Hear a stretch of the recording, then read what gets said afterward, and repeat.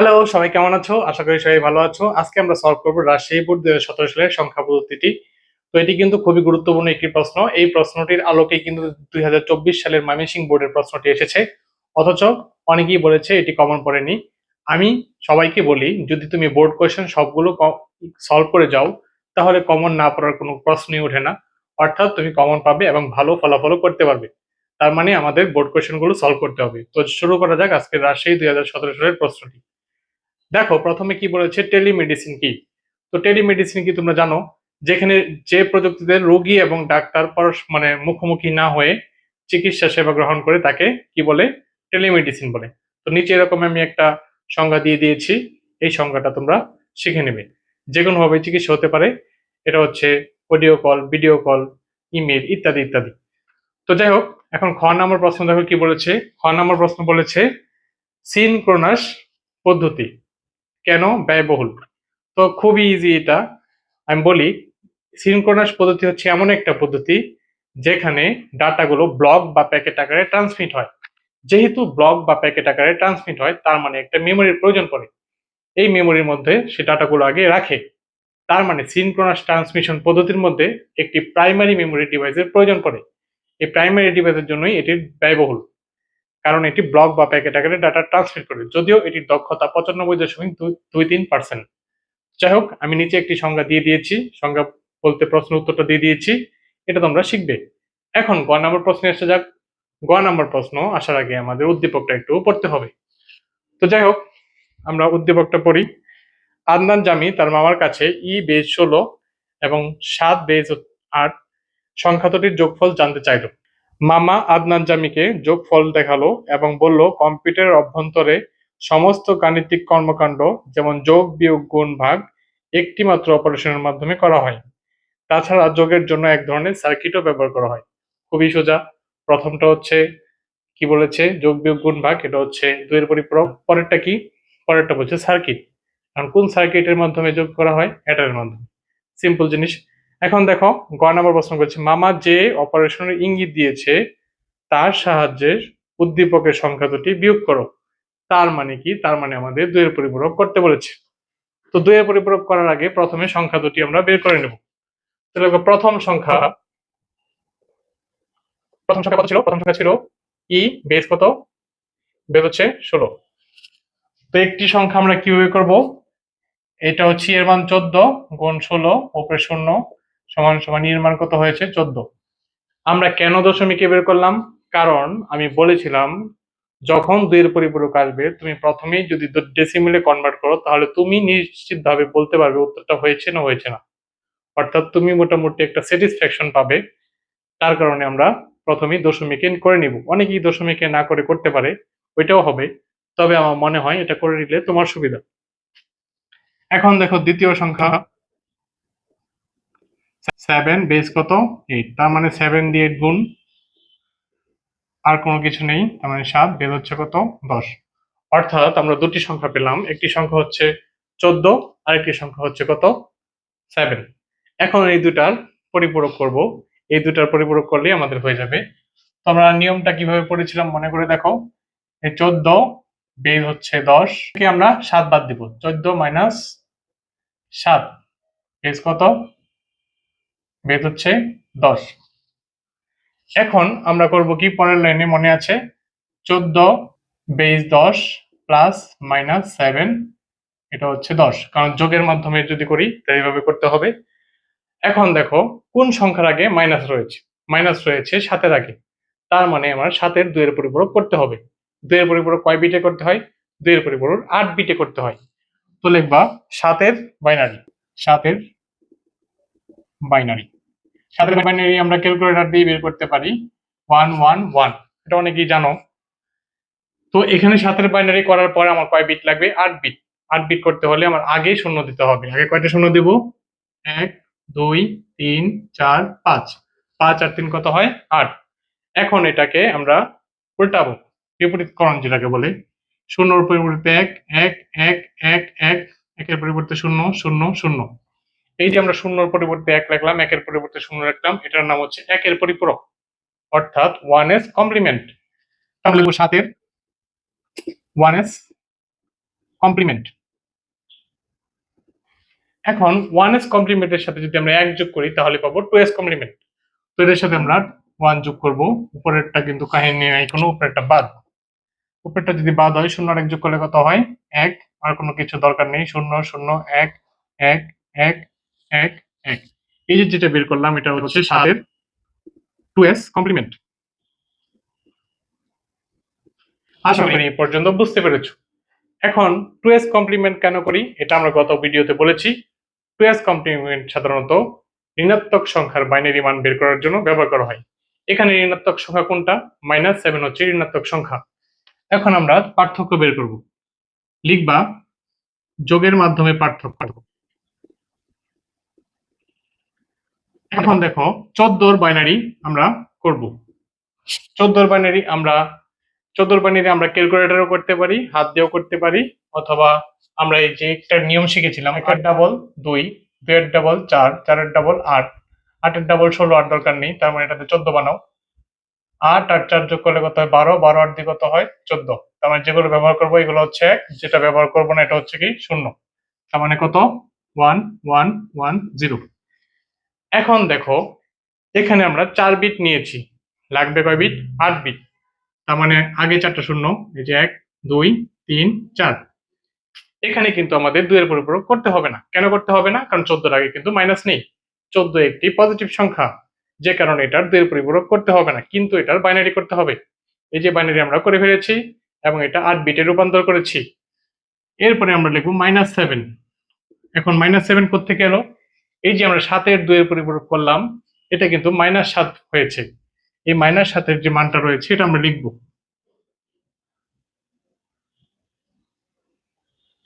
এমন ভাবে লিখতে হবে যেন একটি একটির নিচে থাকে। তো এখন আমরা যোগটি করি, এমন ভাবে বসাবে যেন একটি একটির নিচে থাকে, যার ফলে তোমার যোগ করতে সুবিধা হবে।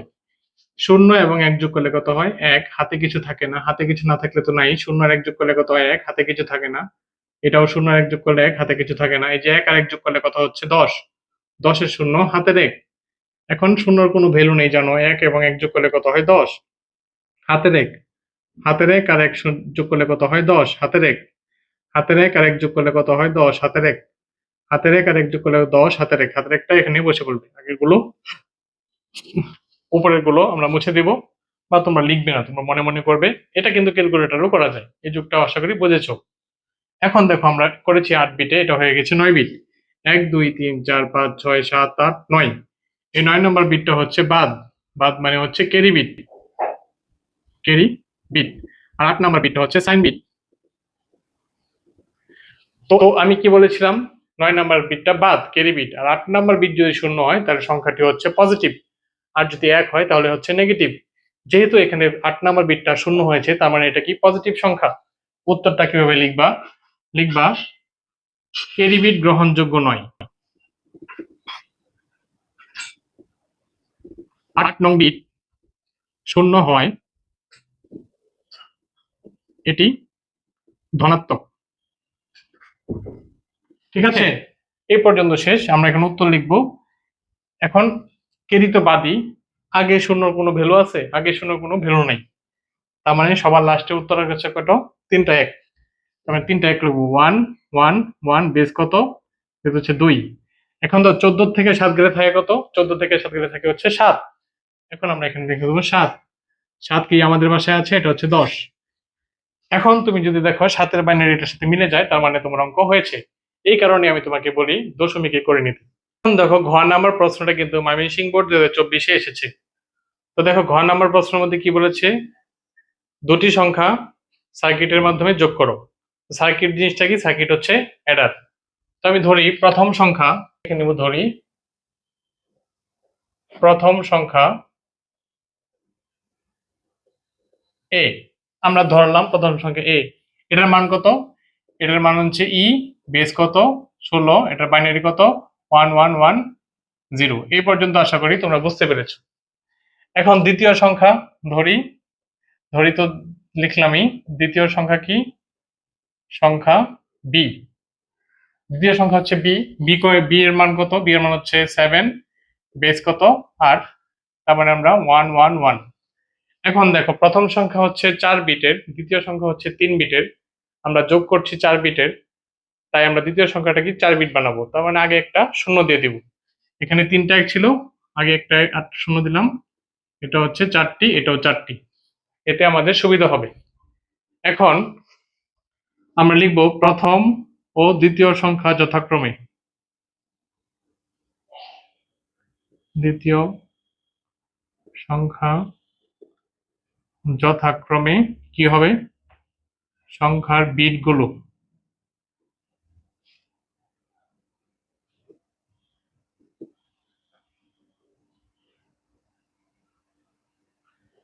কি হবে? আমি ধরি এটাকে A1 B1 A1 A2 A3 A4, এটা B1 B2 B3 B4, এভাবে আমরা আর কি কাউন্ট করব। তো আমরা যখন করাবো তখন তুমি বুঝবা আর কি। আমি এটাকে A1 A2 A3 A4, প্রথমটা কি A4, দ্বিতীয়টা কি A3, তৃতীয়টা কি A2, চতুর্থটা কি A1, এবং দ্বিতীয়টাও সেম, এটা B4 B3 B2 B1। এটা কিন্তু খুবই ইজি, হয়তো তোমাদের কাজ লাগতে পারে। এটা হচ্ছে A1 A2 A3 A4, যেহেতু আমি A ধরেছি, এটা B ধরেছি, তার মানে B1 B2 B3 B4। আশা করি বুঝতে পেরেছো। আমি এটাই লিখেছি আর কি। এটা হচ্ছে B4 B3 B2 B1। এখন আমরা এটা যোগ করব অ্যাডের মাধ্যমে। তো অ্যাডের মাধ্যমে যোগ কিভাবে করে দেখো। প্রথমে আমরা কি করব, এখানে 4 বিট যেহেতু, আমরা 4টা অ্যাডার লিখব। এই যে একটা অ্যাডার, এই যে একটা অ্যাডার, এই যে একটা অ্যাডার, এই যে একটা অ্যাডার। ঠিক আছে? এখন এই যোগগুলো কিভাবে করে মনে রাখবা, এটা কিন্তু গুরুত্বপূর্ণ এমসিকিউ। 4 বিটের যোগ করছি, এই জন্য একটি হাফ হেডার 3টি ফুল হেডার। যদি 5 বিটের যোগ করতাম, একটি হাফ হেডার 4টি, একটি হাফ হেডার 4টি ফুল হেডার। যদি 10 বিটের যোগ করতাম, একটি হাফ হেডার 9টি ফুল হেডার। তো এখানে কি half header, half header input কয়টি আমরা জানি? একটা ইনপুট, এই যে একটা ইনপুট, দুইটা ইনপুট, দুইটা আউটপুট। এটা হচ্ছে হাফ হেডার। ফুল হেডারে কয়টা ইনপুট? 3টা ইনপুট, এই যে একটা ইনপুট, এই যে একটা ইনপুট, এই যে একটা ইনপুট। আউটপুট কয়টা? এই যে একটা আউটপুট, এই যে একটা আউটপুট। এটা কি ফুল হেডার। আবার সেম, এই যে একটা ইনপুট, এই যে একটা ইনপুট, এই যে একটা আউটপুট, এই যে একটা আউটপুট। এটা হচ্ছে ফুল হেডার। আবার এই যে একটা ইনপুট, এই যে একটা ইনপুট, এই যে একটা আউটপুট, এই যে একটা আউটপুট। এটা কি ফুল হেডার। দেখো, একটা হাফ হেডার, বাকিগুলা কিন্তু ফুল হেডার। এখন তোমার কাছে এটা একটু অন্যরকম লাগতে পারে, কিন্তু আসলে অন্যরকম লাগার কোনো কারণ নেই। হাফ হেডারের প্রথমটা হাফ হেডার, বাকিগুলা কি ফুল হেডার। এখন আমি নর্মাল যোগ করে তোমাকে দেখাই, তাহলে হয়তো বা তুমি ধরতে পারবে। যেমন ধরো, আমরা একটা সংখ্যা লিখলাম 7 9 2, লিখলাম 8 8 8, এই দুটি সংখ্যা যোগ করবো। খেয়াল করো, 8 আর 2 যোগ করলে কত হয়? 10। 10-এর কত? শূন্য, হাতে কত? 1। দেখো, প্রথমে আমরা কয়টা যোগ করেছি? দুটি, এই জন্য আমরা হাফ হেডার। পরেরটি যোগ করেছে কয়টি? দেখো, উপরেরটা সহ কয়টি হয়েছে? 3টি, এই জন্য আমরা কি ফুল হেডার। তাই 8 আর 9 যোগ করলে কত হয়? 8 আর 9 যোগ করলে হচ্ছে 17। 17 এক কত যোগ করলে কত হয়? 18। এই যে 18 8, হাতে থাকে কত? 1। আবার দেখো 3টি, 3টি আবার একটি ফুল হেডার। তো 7 আর 8 যোগ করলে 15। 15 1 16, 16 9 6, হাতে কত? 1। হাতের একটা কোথায় থাকবে? হাতের একটা এখানে চলে আসবে। অর্থাৎ প্রথম দিকে আমার লাগতেছে 2টি, এই জন্য একটা হাফ হেডার। পরের দিকে লাগতেছে কয়টি? 3টি, এই জন্য বাকিগুলো কি ফুল হেডার। এটা কিন্তু খুবই ইজি একটা জিনিস। সোজা কথা, এখানে 4 বিটের যোগ করতে বলেছে, প্রথমে একটা হাফ হেডার, বাকিগুলা কি ফুল হেডার। যদি 5 বিট বলতো, একটা হাফ হেডার 4টি ফুল হেডার। তো দেখো, এখন আমরা যোগটা করি। তো দেখো, প্রথমে আমরা কি লিখেছিলাম? প্রথমে লিখেছিলাম A1, যে প্রথমটা কি? প্রথমটা হচ্ছে A1 B1। আমি ধরলাম A1 B1। পরেরটা A2 B2। পরেরটা A3 B3। পরেরটা A4 B4। এখন আমরা যোগ করব। চিন্তা করো, এ আর বি যোগ করলে একটা যোগফল নামবে। এই যে কিছুক্ষণ আগে যোগফলটা নামছিল, হাতে একটা কেরি, মানে হাতে কত আছে এটা বের হয়েছিল। এরকম এ আর বি যোগ করলে যোগফলটা নামবে, যোগফলটা ধরলাম S1। এবং একটা হাতে কিছু আছে, হাতের ধরলাম কি C1। আমি আবার দেখাচ্ছি, যেমন 7 9 2। আমি একটা দেখাচ্ছি তাহলেই বুঝবা। দেখো 9 আর 2 যোগ করলে কত হয়? 11 নামলো 1। এই যে যোগফল নামলো, হাতে একটা হাতে থাকে না, এই যে হাতে, হাতেরটা হচ্ছে এটা, হাতেরটা হচ্ছে এটা। কারণ এই হাতেরটা সহ এটি যোগ হবে। এটি যোগ হলে কি? এটা হচ্ছে S2 এবং এটার হাতেরটা হলো C2। আবার এটি তিনটা যোগ হবে, এটা কি S3। এটার হাতেরটা কি C3। এটার যোগ হলে কি হবে? S4। এটার হাতেরটা কি হবে? C4। আশা করি তোমরা বুঝতে পেরেছো। অর্থাৎ খুবই সোজা, A1 B1 যোগ করলে S1 হাতে থাকে C1। আবার A2 B2 আর C1 যোগ করলে কি হয়? S2 হাতে থাকে C2। আবার C2 A3 B3 যোগ করলে কি হয়? S3 হাতে থাকে কিন্তু C3। এবং C3 A4 B4 যোগ করলে কি হয়? S4 হাতে থাকে কি? C4। এটা তোমার মনে রাখতে হবে, S1 S2 S3 S4। তো এখন আমরা এটা এটার মাধ্যমে যোগ করব। প্রথমে আমি এটা একটা সংখ্যা ছাড়া যোগ করলাম, যেটা লিখতে হবে। এখন আমরা সংখ্যা দিয়ে যোগ করব। কি ছিল কত? 1 1 1 0। আর 7 ছিল কত? 0 1 1 1। এটা আমরা যোগ করব। যোগ কিভাবে করব? এটাও 4 বিট, এটাও 4 বিট। তার মানে একটা হাফ অ্যাডার, বাকিটি ফুল অ্যাডার। এই যে একটা হাফ অ্যাডার, ইনপুট ইনপুট, বাকিগুলো ফুল অ্যাডার। দুইটা ইনপুট, এই যে আউটপুট, এই যে আউটপুট। এই যে একটা ফুল অ্যাডার।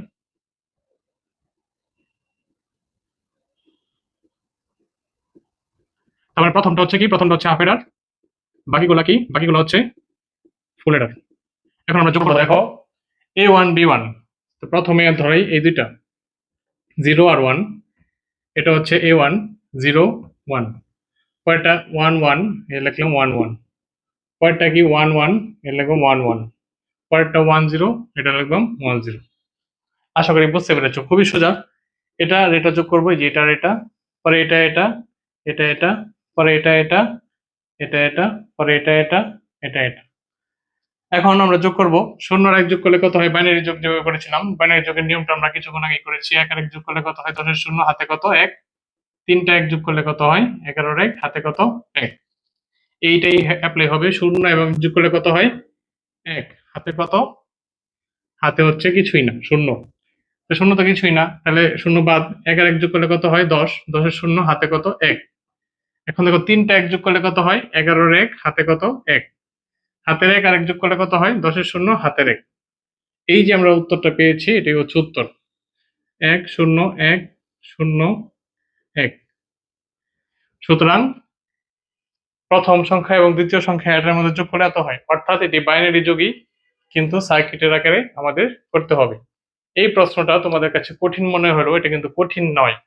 যারা অ্যাডার করেছো তাদের কাছে সোজা লাগবে, যারা অ্যাডার করেনি তাদের কাছে একটু কঠিন লাগতে পারে। একটু আনকমন, কিন্তু সহজ। যোগটা কিন্তু বাইনারি যোগই ছিল, কিন্তু সার্কিটের মাধ্যমে যোগ করেছি। প্রথমে আমরা A1 A2 A1 B1 A2 B2 এগুলো দিয়ে যোগ করেছি, তারপরে সংখ্যা দিয়ে যোগ করেছি। মানে যদি কখনো এরকম প্রশ্ন আসে, প্রথমে এটা করবা, পরে এটা করবা, ফুল নাম্বার পাবা। এটা করলেও হয়, কিন্তু এটা দিয়ে আগে বুঝাই দিলে ভালো হয়। পরে অনেকে অনেক বর্ণনা লিখে তোমরা লিখতে পারো, যেমন A1 B1 যোগ করলে যোগফল পেয়েছি S1, ক্যারি পেয়েছি কত? C1। পরে দ্বিতীয় স্টেপে কি? C1 A2 B2 যোগ করলে পেয়েছি S2, ক্যারি পেয়েছি কত? C2। এরকম ভাবে আর কি যাবে। তো যাই হোক, আশা করি এটা বুঝতে পেরেছো। আর যদি না বুঝে থাকো তাহলে কমেন্ট করে জানাবি, আমি আবার এটা বুঝিয়ে দিব। ঠিক আছে, ধন্যবাদ। ভালো থাকবে, সুস্থ থাকবে। পরবর্তী ভিডিওতে আবার দেখা হবে।